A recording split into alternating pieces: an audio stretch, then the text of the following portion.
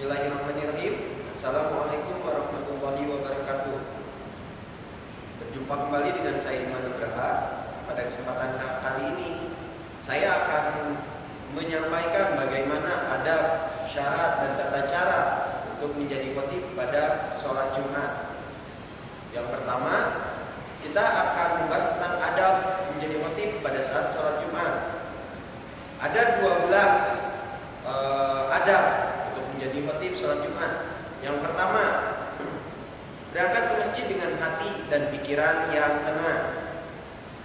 Yang kedua, jika sudah sampai di masjid dan menunggu waktu sholat Jumat, dianjurkan sholat sunnah 2 rakaat.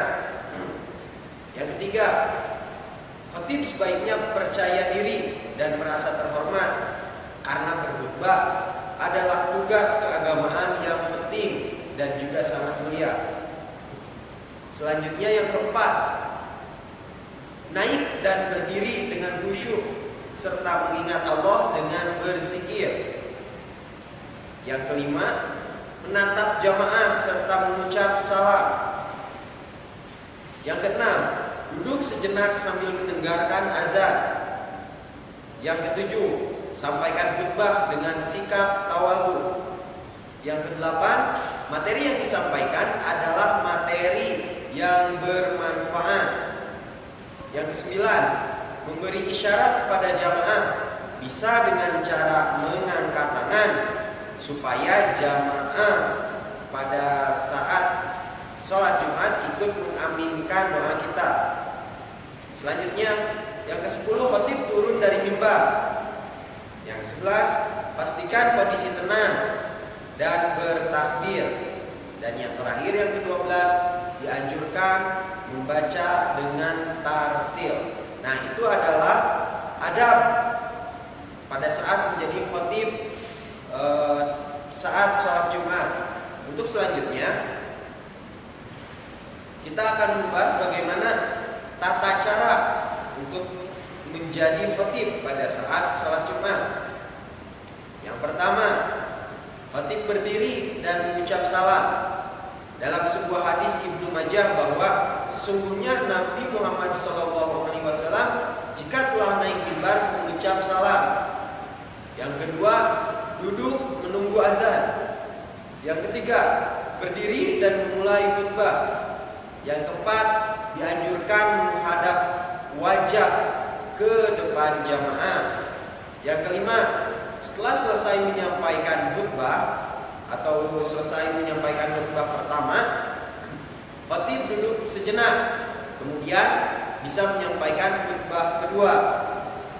Yang keenam, durasi penyampaian khutbah sebaiknya tidak lebih dari durasi sholat Jumat.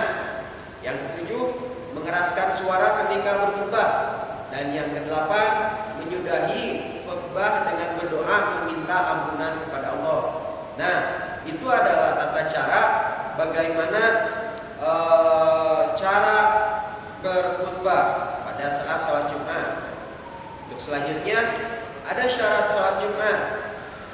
Yang pertama, khatib harus laki-laki. Yang kedua, khatib yang memberikan khutbah harus suci dari hadas. Yang ketiga, khatib harus suci dari najis, baik yang ada di badannya maupun yang ada di tempat sekitarnya. Yang keempat, khatib harus menutup aurat. Yang kelima, khatib harus berdiri apabila mampu. Yang keenam, khatib harus dilakukan pada waktu zuhur setelah azan kedua sholat Jumat. Ya, jadi khutbah itu harus dilakukan pada waktu zuhur setelah azan kedua sholat Jumat. Yang ketujuh, isi rukun khutbah, baik khutbah pertama dan khutbah kedua, harus didengar sekurang-kurangnya 40 orang. Yang kedelapan, khatib harus duduk sebentar dengan tumaninah di antara dua khutbah. Yang kesembilan, khutbah pertama dan kedua harus dilaksanakan secara berturut-turut. Begitu juga antara khutbah dan sholat Jumatnya. Yang ke-10, rukun khutbah harus disampaikan dengan bahasa Arab. Nah, itu tadi syarat khutbah Jumat. Yang selanjutnya adalah yang pertama, khatib membaca hamdalah untuk memuji Allah dengan lafaz alhamdulillah, alhamdulillahirabbil alamin. Nah, setelah itu khatib membaca sholawat pada Nabi Muhammad SAW pada khutbah pertama dan kedua. Selanjutnya khatib berwasiat kepada diri sendiri dan umumnya untuk jamaah agar bertakwa kepada Allah. Ya ayyuhalladzina amanu ittaqullaha haqqa tuqatih wa la tamutunna illa wa antum muslimun. Seperti itu. Selanjutnya khatib membaca ayat Al-Qur'an. Nah, biasanya ketika membaca ayat Al-Qur'an ini biasanya disinkronkan dengan materi apa yang akan khatib sampaikan kepada jamaah. Nah, selanjutnya khatib mendoakan kaum muslimin, seperti itu.